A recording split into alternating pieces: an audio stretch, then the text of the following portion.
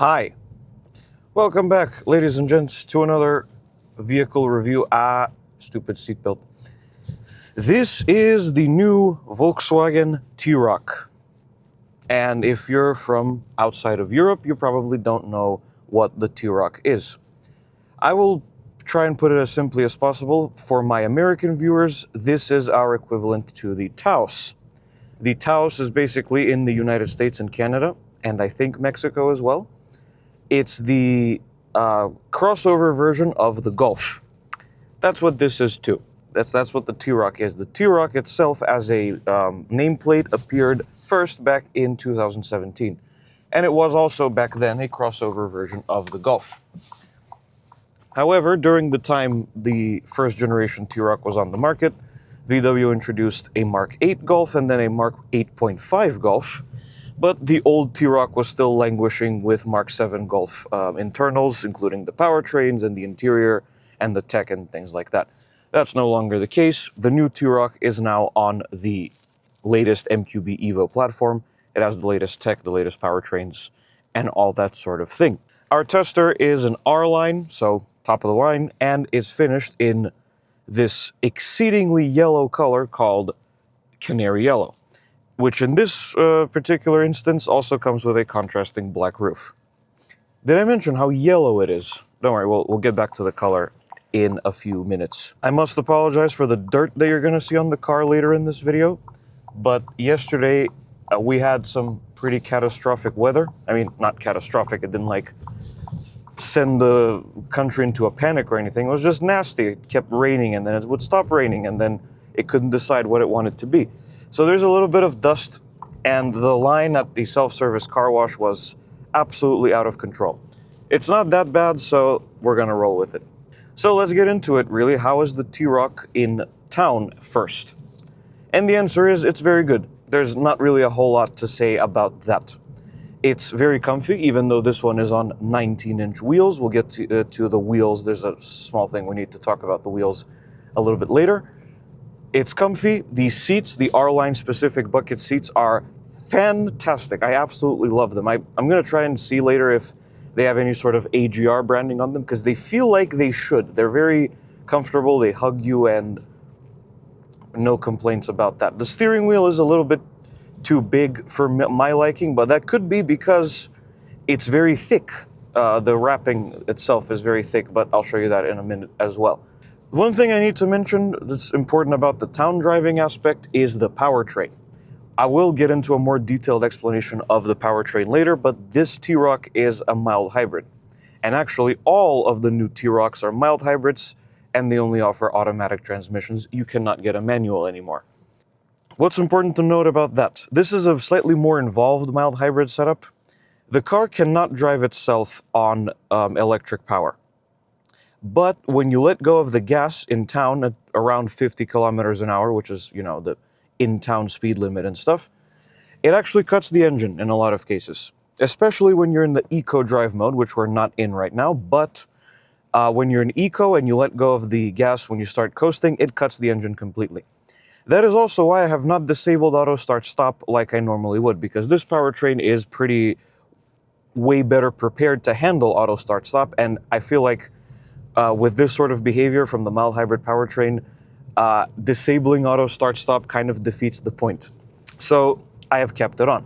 I'm going to try and see if I can get it to, there you go, it cut the power. Even though we're coasting, I'm not on the gas, it cut the power. When you're braking, it does have a tendency to cut back in again, just so it can shift down the gears, because it is, after all, a dual clutch transmission. It's not a CVT. But that's a very good idea, and it helps you save quite a bit of gas.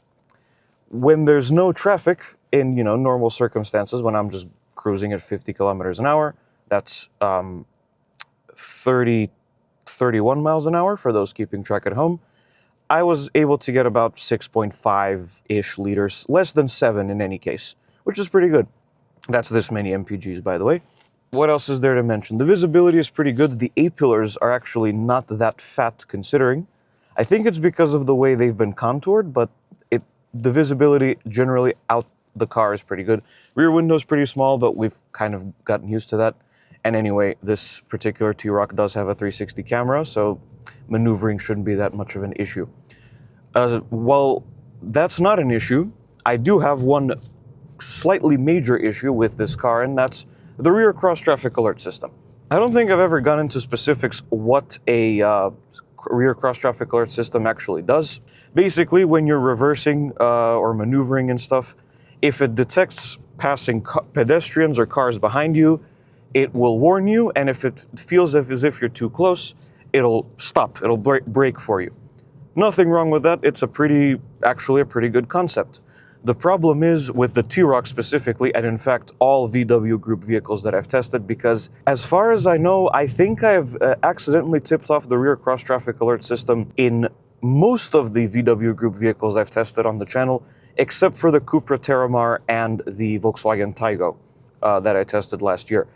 The force with which it applies the brakes is ridiculous, and it's gotten to the point now where I've started getting genuinely scared of driving in reverse, just in case, I don't know, I fly out the windshield. You won't fly out the windshield, especially if you have your seatbelt on, which you should at all times, of course.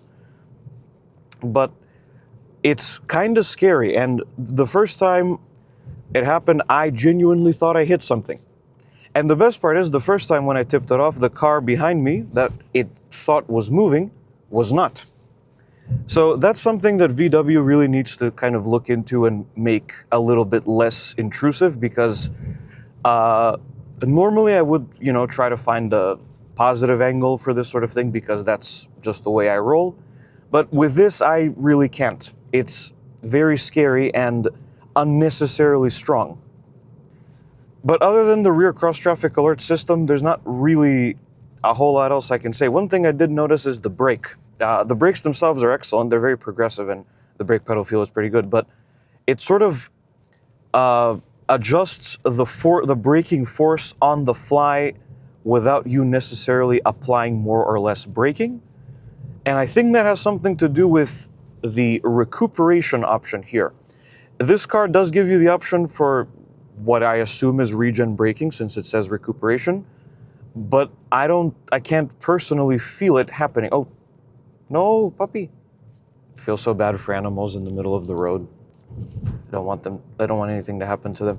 Anyway, it sort of like when you're slowing down to stop at a traffic light, it kind of adjusts the braking force on the fly without you necessarily applying more or less brakes. That's, again, probably something to do with the mild hybrid system itself. Let's see if it's going to do it now. Okay, it didn't. Maybe it's me also not realizing that I'm applying more or less braking force when applying the pedal. I'm not sure, but it was a slightly odd occurrence in any case. Other than that, I really don't have a lot else to say about the town driving experience that's bad. It's solid. The engine is very quiet and very relaxed, and again, if you're coasting, it's going to cut off so you won't hear it anyway. Excellent sound system, by the way. This car does not have the upgraded Harman Kardon sound system. You can get that, that's an option. But even the stock sound system is very good. And one thing I love about the interior itself is all of the ambient lighting. There's a lot of ambient lighting in here, and it's highly configurable. I'll show you. I have currently set it to yellow. The ambient lighting color is also the color of the gauge cluster screen and the infotainment system, their theme, if you will. But at nighttime, when you turn the headlights on, that's also the color of your ambient lighting. There are tons of colors to choose from, but I set it to yellow because the car is yellow. Make it on brand and stuff. Although this yellow is slightly the wrong shade. I'll mess with that before the features section of the video. I really suck at using my signals at roundabouts like this. I forgot the American English word for roundabout there. Also, I kind of really like the sound that the engine makes at low revs. It's nothing crazy, just a little 4-cylinder rev, but it's an interesting note. I don't know if it's gonna get picked up by the mic. It's very quiet, but it's definitely interesting. God, I hope it doesn't rain today again. Anyway, as far as the town driving experience is concerned, that's pretty much all I have to say. It's good. This is a city-friendly crossover, after all. It's quite small. So the city, I feel as though, is an appropriate environment, and it's an important environment for this sort of vehicle, and it does an excellent job. So I will join you all on the highway in a few minutes. Hello again. I threw a curveball at you. That's right, we're starting from the roadworks and we're taking a different exit. And we're gonna do this even after the roadworks themselves are done, because one, that exit is closer to my filming location, and two, we can spend more time on the highway and get a better feel for the car. Anyway,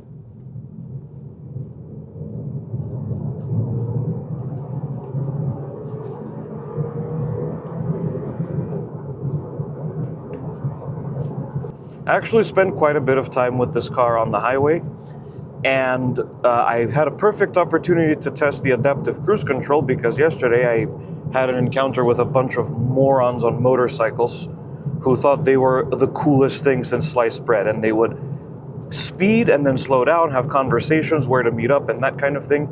And because the adaptive cruise control picks up on motorcycles, it was a perfect test.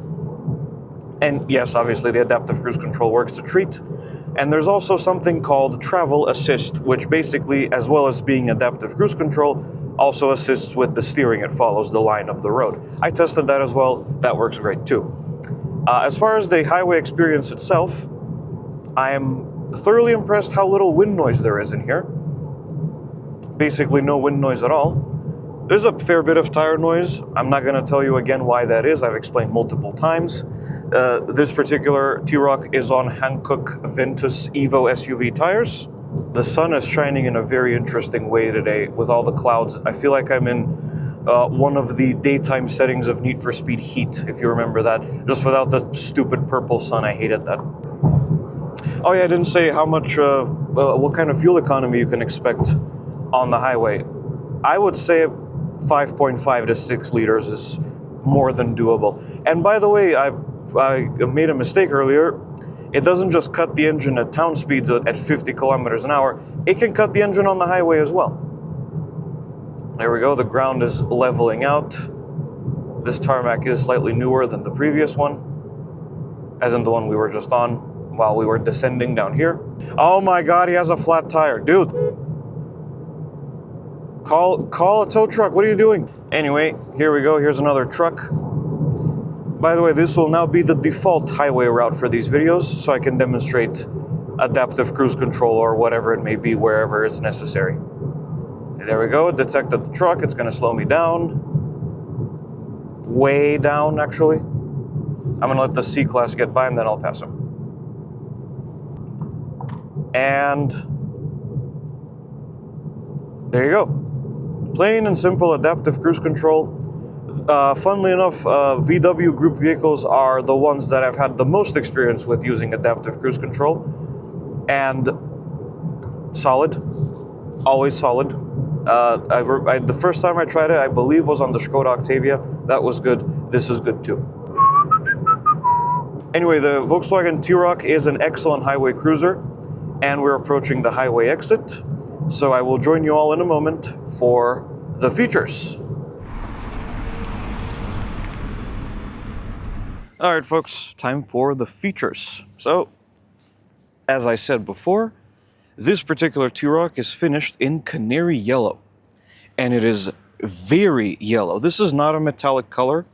I'm not sure if it's an extra or, it's one of the free colors. I'll have a look at the spec sheet and come back to you. But as well as having this very bright, very cool yellow color that, let's be real, nobody's going to buy, this one also has a black style package, which includes, as well as the contrasting black roof, that's part of the color scheme. You got a blacked out front end, black alloys, and black mirrors. So let's get a little bit closer and have a further look. Headlights. These particular headlights are matrix LED items, part of the whole IQ Light VW system. The front grille, no, not the front grille, no. There's also a light bar that continues from the headlights into the badge, and the badge itself also lights up. You're currently seeing footage of that on the screen. You also have this big, aggressive honeycomb grille to bring the T-Roc further in line with its bigger siblings, the Tiguan and the T-Roc. For those that don't know, the T-Roc is basically our equivalent of the Atlas, except it's way smaller than the Atlas. I saw an Atlas recently in real life for the first time or the second time, and I was like, what? You got the radar, obviously, for your cruise control, and you got a little camera there for the 360 system, and you got your parking sensors as well. Moving down the side, we have dust and 19-inch alloys, which VW calls York. They're wrapped up in Hankook Ventus Evo SUV tires, as I said before, and an interesting thing about the T-Roc is you can actually get 20-inch alloys for the first time, but from what I've heard, they really upset the ride. So you're better off sticking with the 19 inches here. Also, bonus points, they're not diamond cut, they're fully black. I do believe there's a diamond cut version available, but these ones don't have that. You also have an R badge, obviously making it clear that this is an R line. You got one there on the door, actually on both doors, and you got one here in the front that I forgot to mention. Contrasting black roof again, and there's very little, in fact, there's nothing in the way of chrome, save for the sort of stroke on the R badge there. And in the back, we have taillights. Full width light bar. They have this little sort of meeting point design element, as I like to call them. They're facing each other. The VW badge in the back also lights up. I'll show you. And you got T-Roc there in black. That's also part of the black package. And you got a diffuser also in black. By the way, the side profile is actually very similar to the old T-Roc, but it's very clear that this is the new model. Not just because it's yellow, but because, you know, it's very sufficiently different. So what do I think of the styling of the T-Roc? It's pretty good. The color definitely makes it pop. Of course, bright colors do that usually. But it looks nice. It's modern. It's a careful evolution, as one of my fellow journalists said. I'm not trying to plagiarize or anything. I just think that that's absolutely the case. The T-Roc is one of VW's best sellers, and it doesn't make any sense for it to be something not brand new, but like very different and brave and, you know, making big steps. Evolution is the key here with this type of best-selling vehicle, as a lot of automakers will tell you, and the T-Roc is a rather nice-looking thing. So now that we've covered the styling, let's move on to practicality. You've seen this key fob a million times. It's the same one with the same button arrangement in the back. And there's actually 4 different ways to open the tailgate. You can press the button on the key fob, you can grab the handle by the license plate, you can push the switch on the driver's door, or you can walk up, wave your foot underneath the bumper, and it opens. I haven't seen this feature in ages, very glad to see it again. Anyway, opening up the tailgate, that's an optional feature, by the way, obviously. Opening the tailgate reveals a 475-liter cargo area, which is pretty good. Certainly very good for the class. You got an adjustable floor, which is currently in its lowest position. We got a bunch of color-matched tethering points, look, and some exposed metalwork there, not sure about that. And some more silver tethering points there. You got your illumination. You couldn't see that. Your illumination there. And we got a 12-volt outlet here. VW is quite well known. That's a pretty well-known hallmark of VW vehicles. 12-volt outlets in the cargo area. My Mark V Golf had that as well. The rear seats split 60-40, and you can fold them down using those handles there. And when you fold them down, you get this much room. And you also have a parcel shelf held in by string. And your warning triangle hidden in here in its little convenient spot. Once you're done, push your button.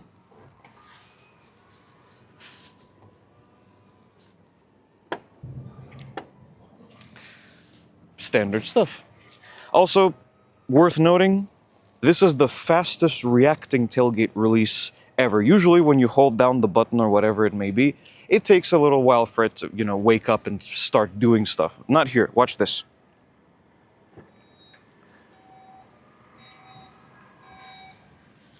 And also, you might have noticed, it doesn't beep when it's closing. I thought that was a regulation thing, but clearly it isn't because it doesn't beep when you close it. There you go, the light bar did a little dance. Back seats. Let's see. Oh, how nice that both the seats are roughly in the same driving position. Well, one of them is not a driving position, but you know what I mean. Let's see. Yes, very good.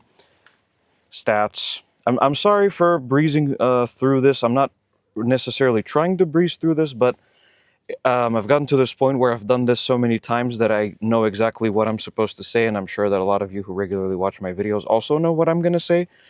So, you know, I'm just doing my best. I'm trying to optimize the workflow, if you will.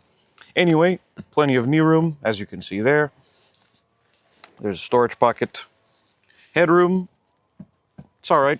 This car does have the sunroof, as you can see there, but it doesn't really steal that much headroom. It's actually pretty good.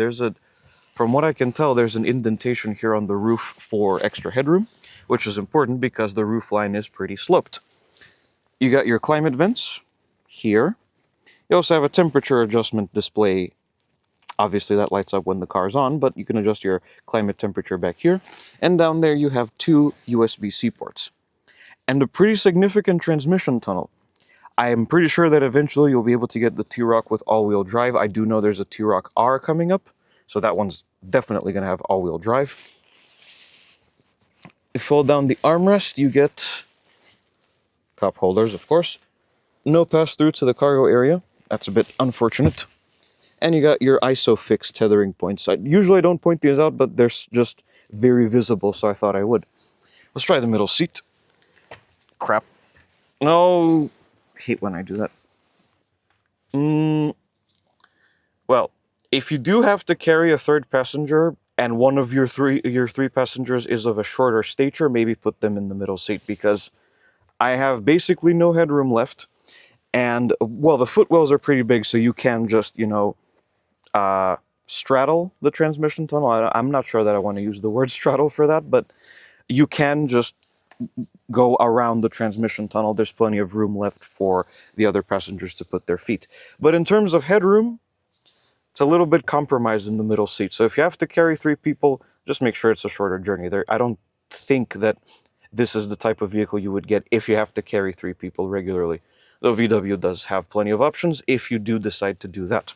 The rear door panels do have a little bit of padding here, some hard plastic there, and you got your felt-lined door storage pockets. Another VW hallmark, lining the door panel storage in felt. And you got your window switch, of course. Before we get in, of course, there's a keyless entry system. There's a little indentation on the door handle.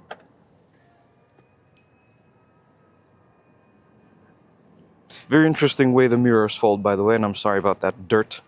And then when you have to get in again,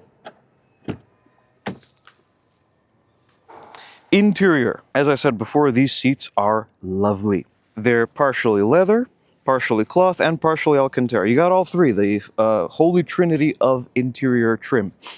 They are manually adjustable, although the lumbar support is power operated. You can get full leather seats with power adjustment, massage functionality, memory settings, and ventilation. This car doesn't have that. They are heated, but they're not ventilated. And the rest of this is pretty standard VW fare. Let's get in. And now we're inside the T-Roc.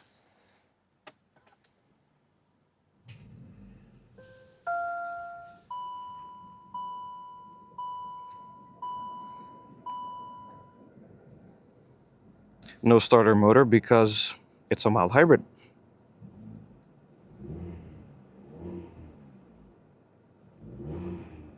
Not a bad sound. Kind of reminds me of that MGTF I reviewed years and years ago. Don't go watch that video. One of the first things that greets you in the new T-Roc is a seat that's not all the way back so you can see everything properly. There we go. One of the first things that greets you in the new T-Roc is this big, thick leather steering wheel. Actually, these grip bolsters here and down here are not thick, they are fat. It's been a while since I've seen grip bolsters like this. Very nice to hold, actually. You got some perforations here.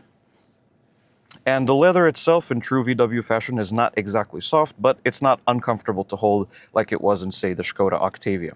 For extended periods of time, anyway. VW came to their senses. The controls on the steering wheel are not touch capacitive anymore. They are actual buttons. And another new thing that I have not seen before is this design element is actually a dark gray instead of a silver. And the badge itself appears to be slightly kind of like a dark chrome effect. You got an R badge on the bottom spoke. It's a flat bottom steering wheel, and it's pretty nice. ADAS, volume, heated steering wheel, gauge cluster controls, previous next track, voice commands, and in the middle we have the horn, which you heard a few minutes ago, but surprisingly, it sounds like this. Every version of the new VW T-Roc gets a 7-speed dual-clutch automatic transmission, a DSG, of course, controlled through this weird thing that VW is now putting in everything. To put it into drive, twist it all the way forward. From drive, you twist it forward again to go into sport mode, and then again to go back into drive. Halfway is neutral, and all the way down is reverse, which brings up your, in this case, 360-degree camera system, which is kind of low res. I don't know why. I would like slightly higher res cameras on this, but at least we do have a 360 system. When you're done, you push the P here on the end, and you're in park. Infotainment system. This is a 12.9-inch screen sitting on top of the dashboard in typical VW fashion, and it's running the latest infotainment system, which I have used before in Cupra vehicles, but I have not used in something with a VW badge before. And it's very good. Certainly better than the old infotainment system that was in the ID4 that I reviewed. That wasn't very good. This one is, though. The animations are smooth, it's responsive, and it's pretty easy to use. So let's go through some of the functions quickly. These tiles on the home screen, you can rearrange them to your heart's content. Or I thought you could. All right, you can't hold them down. You have to enter a separate rearranging mode. But yes, you can rearrange them. This displays your media. If you have Apple CarPlay connected, which we do, it'll show up here. You got your data, you got your phone, and you got your range remaining on this tank of fuel, although you can also see that here. Swipe, and you got some more stuff. There you go, configure the home screen. And that's really all there is to say about the home screen itself. Down here, you have your climate controls. There's your temperature, which you can adjust using the signature sliders. You can tap on it to change the temperature, or you can swipe like that. And you have a sync button that appears there to sync the temperatures for both sides. You got your heated seats. It will also show ventilated seats if you have those. That's the home button. You got recirculating air, rear defrost, max front defrost, which you can no longer engage through the light switch over here on the left. I'll show you. If you press Klima, you got the rest of the controls here. There's automatic mode, there's smart mode, there's a rear climate controls, heated steering wheel, although thankfully there's a button for that as well. Zones, power, and air care is right here for filtering the air that comes in. Fan speed, the different air conditioning modes, and that's about it for the climate controls. Up here, if you swipe down on this, you have a bunch of shortcuts and your brightness. You got your driver assist systems, which you can adjust here. You got your drive modes, which you don't need the screen for, as I'll show you in a moment. And you got a quick shortcut to disengage the speed limit warning. Thank you, that's very important. P is obviously park. You got your park assist, and you got your camera system here. If you press the car icon there, you have this little configuration to adjust different settings. And you also have your vehicle favorites, which you can reconfigure yourself. A bunch of stuff here that you can see. And this button here is your app drawer. There's over-the-air software updates on this system, and you can also access different functionalities, including the interior ambient lighting colors. You can configure them yourself, or you can let the car decide what colors it wants to display using this. You got a bunch of moods here. This is a standard feature of this infotainment system. Pretty much every Volkswagen Group vehicle that I've driven with this system does have this functionality. Oh, and there's also a volume slider here below the screen. Although you don't need that either, but we'll get to that. Anyway, this infotainment system is solid. Unfortunately, the T-Roc missed out on the recently reintroduced physical climate controls that some new VW models are getting. But, and I know the car just came out, but I'm pretty sure that the facelift in a couple of years' time will have physical controls here. Next up are your climate vents. They open and close by moving them in one direction, obviously. Hazards. Wireless charger, which includes this strange Easter egg of people climbing poles, and this person seems to be falling down the pole. I don't know what the deal is with that, but I suppose it's an interesting thing to look at. You got two USB-C ports, which can output 60 watts, which is pretty good. This wireless charger, by the way, is not very good because it heats up my phone too much. It doesn't charge very quickly. That's another thing related to that video idea that I had that I'll tell you soon. Starter button, I still can't get used to the fact that it's here and not somewhere over here. Your parking brake, and this wonderful gadget. The smart volume knob. It's actually not just a volume knob, it's also the drive mode selector. And everybody who has lamented the loss of the proximity sensor on VW's infotainment system, where it would show more options if you approach it with a finger, this dial has that feature. So that's volume, obviously, to, mess with the volume. And if you push it, you can change the drive mode, of which there are 4: Eco, Comfort, Sport, and Individual, which you can configure yourself. Cup holders with these adjustable little brackets, always a good idea. So to accommodate any type of drink that you might want to have while on the move. And another VW hallmark, the supremely adjustable armrest, which always makes me happy to see, and I'm finally glad I get to use it because I had this in my Mark V Golf. It was broken. There was no point in adjusting it at all. So that's the center control stack dealt with. Let's move on to what's in front of the driver. So while the gauge cluster panel itself is quite big, not all of it is actually screen, and you can see that in direct sunlight. Warning lights go here, and this from here, that's where the screen actually starts. So you got, obviously, your standard tachometer and speedometer. Pretty normal. In order to change the view, you press the view button on the steering wheel. It can show you your ADAS display like that. Or this R display. Obviously, this is something you would see on a Golf R or a T-Roc R, but it's rather nice that the base model has that, so you don't have to go in with VCDS and reconfigure. Obviously, it just centers the tachometer, and you got what you've chosen to see on your regular dials will also show up there. Yes, I know. If you want to change what's shown inside of the dials, you push one of these buttons. It'll show up here, the different options that you can choose from. And you just go up and down with the D-pad and select what you want to see. If you go right again from this menu, you go into settings, and you can choose which options you actually want to have selected. So what's going to show up in this menu. I don't know if that makes sense, but it did in my head when I thought of the thing to say.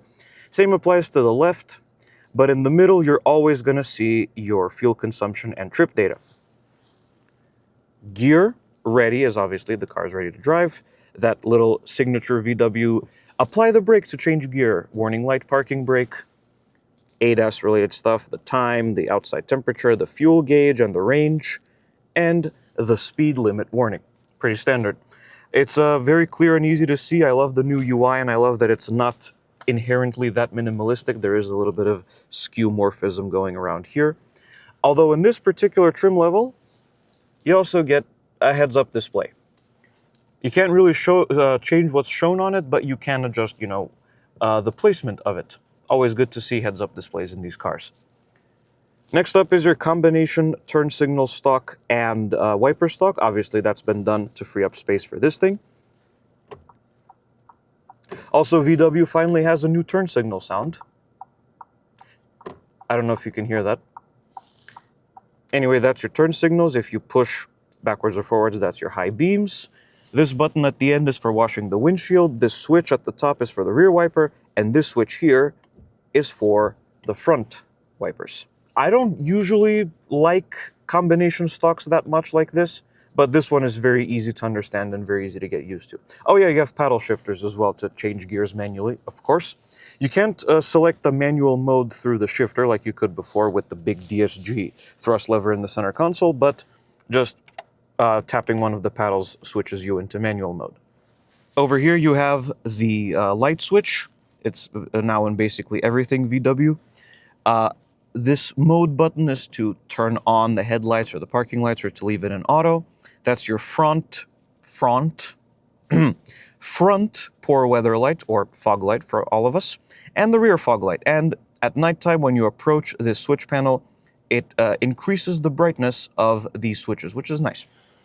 In the center, what? Sorry, speech escaped me. On the door panel, you have your mirror controls. It's the same as they've been in VW for ages now, frankly. The window switches, they're all automatic, of course. The child locks for the rear windows. And a slightly different arrangement here. You'll notice the power locks are in this little switch, like this. That's because the door handle is this silver thing here that you pull up on. That's definitely new. I don't think I've seen that before on a VW. Can you shut up? Thank you. I don't think I've seen that before on a VW. That is cool. So that about wraps up most of the interior, really. You got your illumination, dome lights, yes, words.